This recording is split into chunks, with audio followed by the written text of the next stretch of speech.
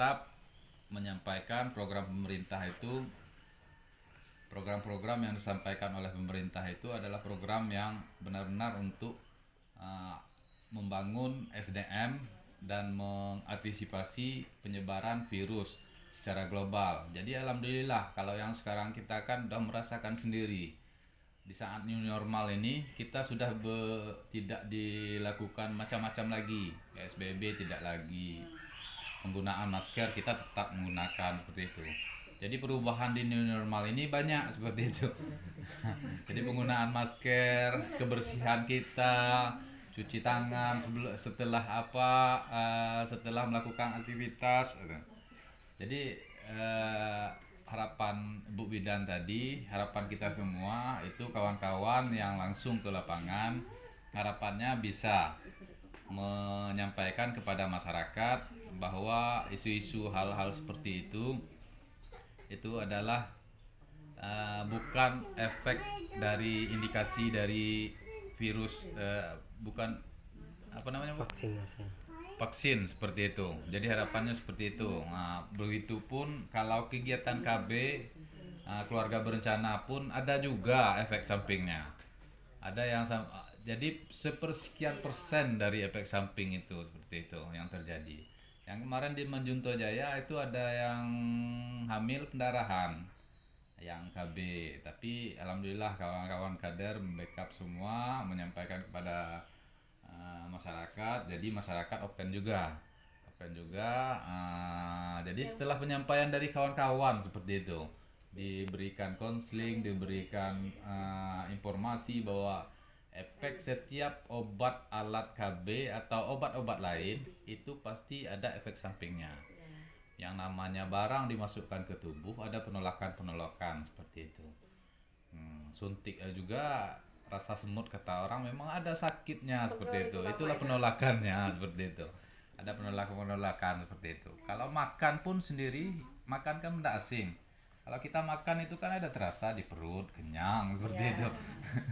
Jadi penolakan benda asing terhadap tubuh kita itu memang ada seperti itu. Jadi kawan-kawan kader harapannya bisa menyampaikan kepada masyarakat bahwa efek samping dari setiap obat alat itu pasti ada, tapi sepersekian persen yang menyebabkan meninggal. Kemungkinan pula yang menyebabkan meninggal warga kita tidak terkena COVID, mungkin dari pengaruh lain, pengaruh penyebab penyakit lain seperti itu. Terus untuk laporan Pak, yang berikutnya mungkin untuk kawan-kawan, untuk pertemuan hari kegiatan-kegiatan kami ini, memang saya sudah beberapa kali sama pendamping kecamatan itu menyampaikan bahwa setidak-tidaknya mohon Pak pendamping bisa membantulah kegiatan-kegiatan kawan-kawan kader. Nah, kegiatan kawan-kawan kader ini sudah saya sampaikan tadi, itu berupa pembinaan, motivasi untuk kegiatan-kegiatan, evaluasi program-program, baik program kesehatan dan KB seperti itu Pak. Nah, adapun kegiatan program kalau KB itu masyarakat tadi menyampaikan KIE kepada masyarakat, diantaranya itu kegiatannya pun di posyandu, ada yang di masyarakat langsung. Yang namanya kegiatan kader, yang kita pekaderan itu kita memang tidak membuat kegiatan berupa forum melulu seperti itu Pak. Jadi kawan-kawan kader pun bisa bergiat di rumahnya masing-masing. Harapan kita seperti itu, untuk menangkal atau menyampaikan program-program pemerintah.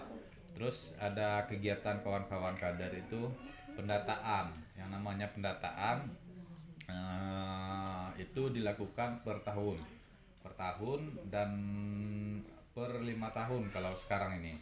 Kalau yang per tahun itu update data aja Pak. Kalau yang 5 tahun itu memang data seluruhnya se-Indonesia didata seperti itu. Jadi tahun 2020 kemarin kami sudah melaksanakan pendataan keluarga. Jadi pendataan keluarga itu ada laporannya, mungkin nanti disampaikan kepada pihak desa seperti itu. Jadi untuk kegiatan-kegiatan lainnya selain pelaporan tadi, pembinaan kawan-kawan di di lapangan ini juga bisa juga melaksanakan kegiatan-kegiatan yang namanya pelaporan, Pak. Jadi di pelaporan ini kemarin itu ada pelaporan bulanannya. Ini memang saya minta kepada kawan-kawan kader, mohon kawan-kawan kader baik Manjunto Jaya, Sinar Jaya dan di desa-desa lain itu bisa menyampaikan langsung kepada pihak desa seperti itu, Pak. Jadi apa kegunaan kami melaporkan kegiatan itu untuk pihak desa? Jadi seandainya ya Pak, kami berharap seperti itu, yang seperti saya sampaikan kepada pendamping desa, pendamping kecamatan tadi, itu ada pendanaan. Seandainya ada pendanaan, inilah pelaporan kami seperti itu. Harapan kami dengan adanya kegiatan-kegiatan pelaporan, kegiatan-kegiatan lapangan KIE kawan-kawan kader ini, kami serahkan laporan kepada pihak desa. Itu nanti setidak-tidaknya ada perimbangan, ada skala prioritas. Memang yang namanya pemberdayaan, yang namanya peningkatan SDM sama dengan pembangunan fisik yang ada di desa. Memang pembangunan SDM tidak kelihatan. Yang namanya pembangunan SDM, kalau fisik batu satu aja udah kelihatan seperti itu.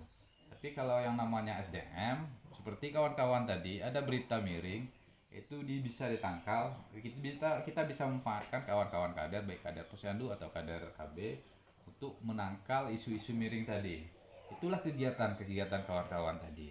Harapan saya dengan laporan kawan-kawan tadi, dengan kegiatan-kegiatan yang menunjang peningkatan SDM di Manjunto Jaya dan Sinar Jaya, itu ada berupa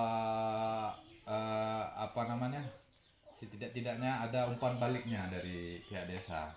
Setidaknya umpan balik bahwa kegiatannya ini bisa dibiayai atau disupport dengan dana desa seperti itu, Pak.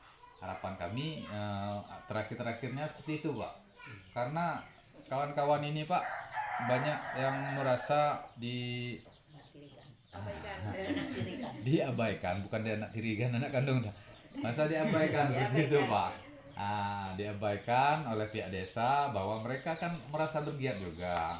Mereka akan melakukan kegiatan juga, baik itu KB, isu-isu miring disampaikan kepada masyarakat, bukan menyampaikan isu miring, menangkal isu miring. Mereka isu miring untuk program-program yang kira-kira memang mereka memahami seperti itu. Jadi harapan kami ke depannya Pak Kades dan kepada PD, kami juga selalu menyampaikan bahwa mohon diakomodir untuk kegiatan-kegiatan pemberdayaan. Yang namanya pemberdayaan itu kalau istilah sekarang itu, kalau tidak ada pemberdayaan atau yang utama itu pendidikan, pemberdayaan hampir sama rasanya. Kalau tidak ada masyarakatnya diberdayakan demikian di pengkaderan seperti ini, kita tidak tahu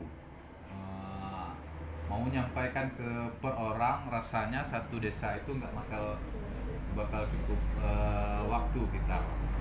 Satu desa itu berapa kakak seperti itu. Jadi kita melalui kader inilah melakukan penyebaran program-program agar seluruh masyarakat itu terdampak atau merasakan program-program pemerintah itu, baik itu pelayanan atau program keilmuan atau peningkatan SDM lainnya seperti itu. Jadi isu yang kemarin itu, kawan-kawan ini udah mau melaksanakan pelaporan itu, Pak, tapi ya di Manjunto Jaya itu malah ditolak sama perangkatnya seperti itu. Jadi mohon nanti kedepannya ada solusi, jangan sampai, tolong diarsipkanlah laporan dari kawan-kawan kader ini agar nanti seandainya ada permintaan dari apapun itu kita sudah menyiapkan seperti itu. Karena yang namanya lembaga, kawan-kawan kader ini kan lembaga. Yang namanya lembaga kita sudah membentuk, desa sudah membentuknya, seharusnya ada pembinaan dari pihak desa. Jadi melakukan pembinaan itu memang kewajiban pihak desa seperti itu. Kewajiban pihak desa melakukan pembinaan.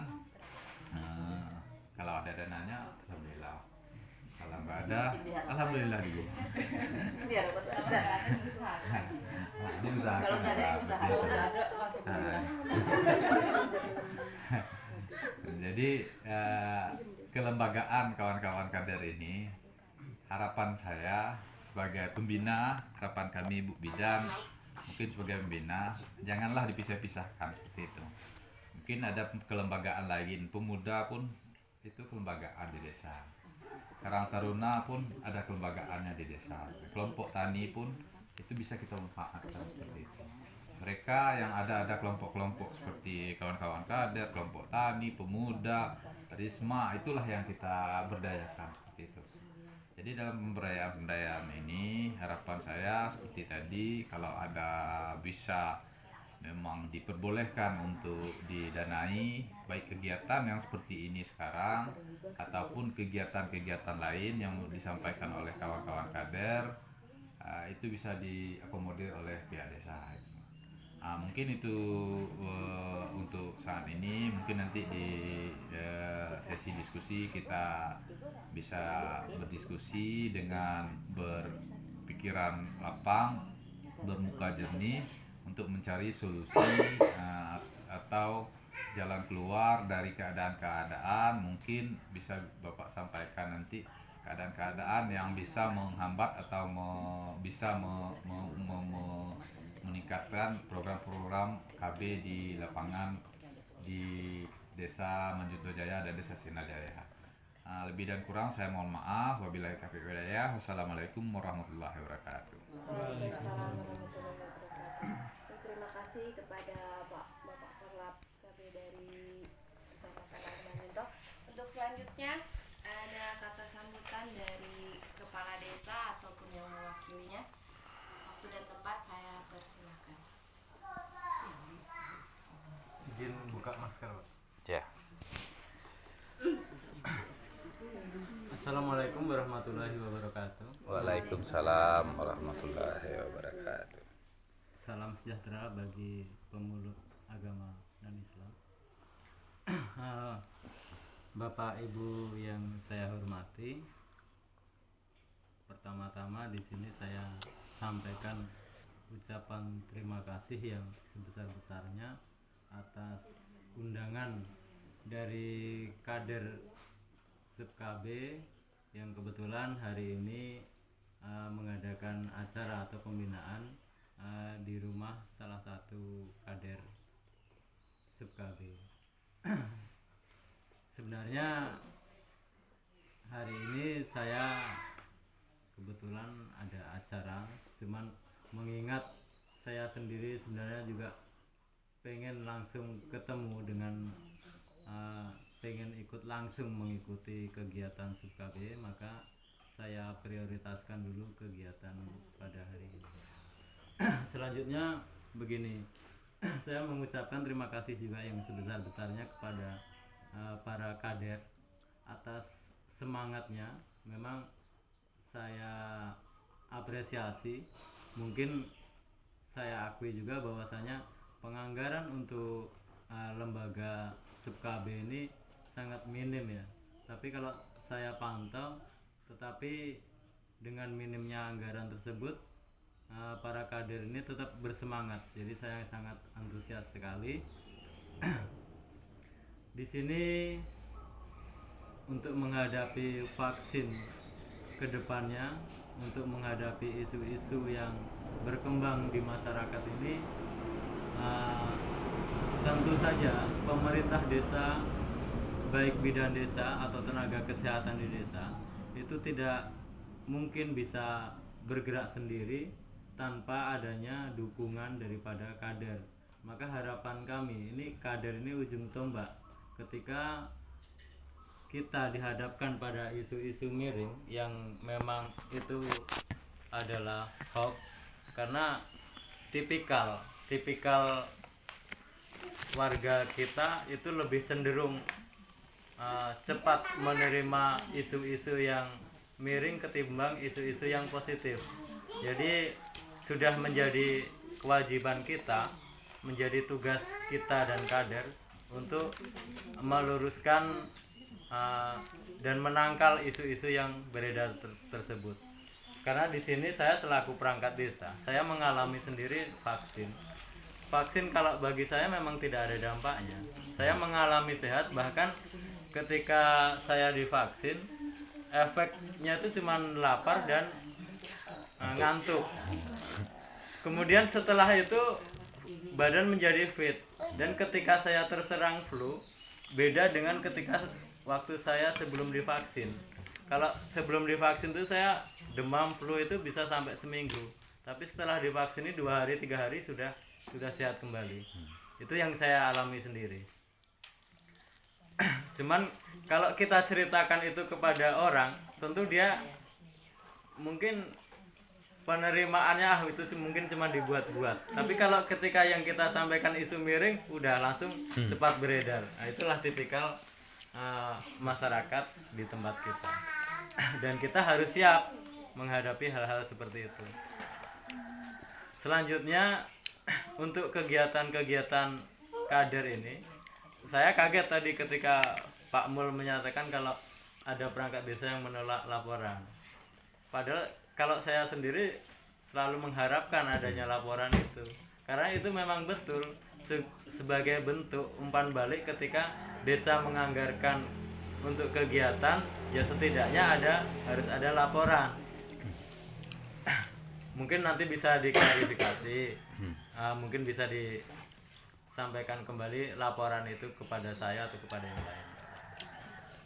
Atau mungkin perangkat itu nggak paham, mungkin seperti itu Pak kejadiannya. Nah, kemudian yang saya harapkan lagi adalah komunikasi ibu-ibu kader ini ya kepada pemerintah desa, terutama kepada saya. Karena apa? Saya itu selaku ketua tim penyusun RKP. Ketua tim penyusun RKP itu setidaknya harus tahu kebutuhan apa yang dibutuhkan untuk setahun ke depan oleh lembaga atau oleh kelompok-kelompok tersebut. Jadi ketika saya menyusun RKP itu apa kegiatan yang akan dilakukan dan kebutuhan dana yang diperlukan itu berapa, di situ saya harus tahu, karena di situ nanti sangkutannya dengan penyusunan APBDes. Jadi sebenarnya selalu saya sampaikan bahwasanya untuk lembaga-lembaga yang mengajukan permohonan ke desa itu untuk selalu membuat proposal. Tetapi walaupun tidak, kalau itu misalnya merepotkan, cukup dengan komunikasi saja. Cuman tulisan-tulisan tangan nggak jadi masalah. Misalnya untuk setahun ke depan, Sub KB itu akan melakukan apa? Rapat itu dalam 1 tahun berapa kali? Berapa kebutuhan biayanya? Apa saja yang dibutuhkan? Itu harus disampaikan supaya saya waktu melakukan penganggaran di APBDes itu saya tidak ngarang. Selama ini kan saya cuma kira-kira. Saya nggak tahu kebutuhannya itu apa.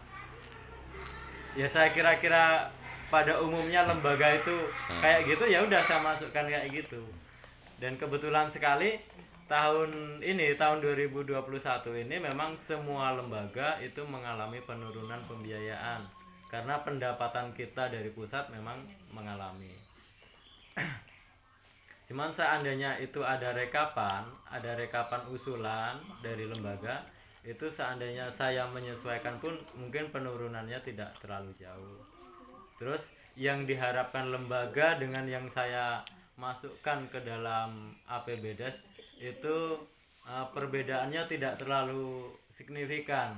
Karena kalau saya yang mengarang itu nanti saya takutnya nggak sesuai dengan kebutuhan apa yang dibutuhkan oleh kader tersebut. Jadi mohon siapalah nanti perwakilan dari kader silahkan sampaikan. Mumpung ini penyusunan APBDes belum disahkan. Mungkin nanti akhir Desember itu APBDes untuk 2022 itu sudah disahkan. Jadi disitulah mungkin kita kurang komunikasinya di situ. Sebenarnya kalau saya terbuka saja, silahkan siapa aja yang mau ke kantor, ke rumah, silahkan, nggak apa-apa. Yang penting ada komunikasi. Kemudian kalau sekarang kan untuk kesehatan itu sangat diprioritaskan, jadi jangan ragu-ragu untuk menyampaikan. Mungkin itu Pak Mul yang dapat saya sampaikan. Kalau kita lanjutkan diskusi, monggo silakan, mumpung kita ketemu, apa yang mau disampaikan monggo silakan disampaikan. Untuk sementara saya akhiri dulu ya. Wassalamualaikum warahmatullahi wabarakatuh. Baik, untuk selanjutnya acara lain-lain mungkin ada keluh kesah dari teman-teman sub dan KB untuk disampaikan di forum ini, ya kita cari solusi sama-sama. Silakan. Untuk lain-lain dipersilahkan. Kalau ada Mungkin yang belum kenal ya, ini kebetulan saya membawa kaur perencanaan dan umum, jadi dialah yang membidangi di kegiatan SUBKB. Jadi kalau tidak sama saya, bisa sama Pak Kaur. monggo Bu, kalau ada keluh kesah apa jangan diomongin di belakang asik. Kami mau ngadu, bapak kami nggak datang. Kami diam aja. Nggak usah ngadu, Bu, kita udah dapat. Udah pernah ngadu belum tapi yang sana? Udah pernah. Dulu kami pernah dibayar 32.000. Aku juga nggak bayar. Kalian susah aja. Kalau bisa tahu Bu Ginting mungkin yang di sana apa aja dianggarkan supaya kita sharing aja. Ya. Kalau di Sinar Jaya itu karena kalau ada rapat-rapat masalah perencanaan kan Kalau kemarin tuh anggarannya tuh yang katanya diambil dari baliho, untuk poster-poster itu dibuat anggaran di rapnya kayak gitu. 8 juta. 9 juta Per tahun. per tahun. Ya, Jadi per tahun. nggak bisa ada bunyinya Pak. Nggak ada bunyi gaji Gaji sub nggak ada sub gitu. gitu. Iya memang nggak Honor ada. sub Ya. gitu. Kalau Untuk kader kegiatan kan ada aja. tuh. Untuk kegiatan aja yang kita usulkan. Kayaknya ada sih. Untuk Berarti dalam program, 1 tahun program. 9 juta. Heeh. 9 juta. Kalau kemarin itu di Kota Praja saya sudah komunikasikan dengan PJ Kadesnya seperti itu harapannya. Buatlah berupa kegiatan kawan-kawan kader ini seperti yang disampaikan Mbak Iya, Sekdes kegiatan. tadi. Kegiatannya misalnya pertemuan ini, anggaran pertemuan berapa? Apa 100.000, apa 200.000 sekali pertemuan? Itu dirapkan. Kalau seandainya 200.000 berarti 2.400.000 per tahun untuk pertemuan. Terus melakukan KIE kepada masyarakat atau menangkal isu-isu miring tadi. Itu per kegiatannya kan per orang jadinya. Jadi kawan-kawan kader itu bisa menganggarkan untuk pembelian bensin ya Pak Kades, untuk pembelian bensin. Yang namanya kegiatannya aja seperti itu. Jadi kawan-kawan itulah yang bikin kreatif dan inovatif seperti itu. Jadi kelembagaan itu yang namanya biaya yang seperti yang Pak Kades sampaikan tadi, yang namanya dana desa itu harus jelas, transparan dan terarah, terukur seperti itu penggunaannya. Tidak ada pelaksanaan kegiatan itu kita itu langsung dianggarkan oleh pihak desa, itu enggak seperti itu. Nah, yang inovasi tadi, yang namanya inovasi itu pihak desa itu kurang berani nampaknya berinovasi seperti itu. Karena takut dipertanggungjawab. Iya, Di pas pertanggungjawabannya pas yang pemeriksaan itu yang berat Mbak. Kalau menanggapi sedikit. Biasanya kalau ada rekap RKPWDes di desa kan udah ada perwakilan dari SUBKB yang senior, biasanya Bu Usul diundang gitu. Setahu kami kemarin Bu Usul diundang lagi seperti itu. cuma gini Mbak, dia tuh cuma mengusulkan untuk dianggarkan, cuman kami nggak tahu kebutuhannya itu untuk apa gitu loh. Setahu kami Bu Usul kan biasanya yang diundang itu 1 orang perwakilan, jadi kirain Bu Usul sudah meluangkan semuanya, sudah memberitahu seperti itu. Belum. Jadi kalau saya di tahun 2020 kemarin, kalau ini ya itu perhitungan saya cuman gini, saya pengen menggaji kader itu dalam 1 bulan 70.000. Tahun 2020 kemarin loh. 70.000 itu saya kalikan 5 dalam 1 bulan, saya kalikan 12. cuman seperti itu, tambah ATK. Terus yang tadi bunyinya yang aplikasi di lapangannya itu kan untuk insentif. Ya. Tetapi di RAP kami itu saya buat untuk makan minum seperti itu. Karena tidak bisa dibunyikan insentif. Nah, kemarin yang 2020 saya bunyikan seperti itu. Tapi di 2021 ini karena mengalami penurunan, ya mungkin terserahlah nanti kalau di lapangan itu terserah ibu-ibu. Yang jelas kami menganggarkan di APBDes itu bunyinya seperti itu. Untuk kegiatan Yang bisa makan minum rapat itu. yang bisa dimasukkan di Ya. SIPD. Jadi kan terserah seperti itu. sub KB-nya lah mau dia. Ya, terserah mau dibagi itu. Nah, Setelah untuk ATK sisanya mau dibagi, monggo terserah. Memang kadang setiap yang rapat kan Bu Sul terus yang berangkat ke desa. Iya.